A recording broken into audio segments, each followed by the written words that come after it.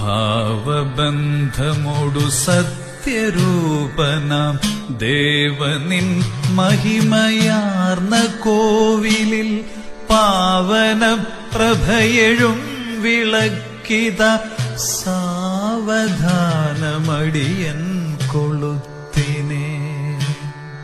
അല്പമെങ്കിലുമതിൻ പ്രഭാങ്കുരം സത്പദേ ഇരുൾ തുറന്നു മെല്ലവേ ശില്പരമ്യ പദപീഠഭൂവിൽ നിന്നുൽപ്പതിച്ചു തിരുമേയിലെത്തണേ.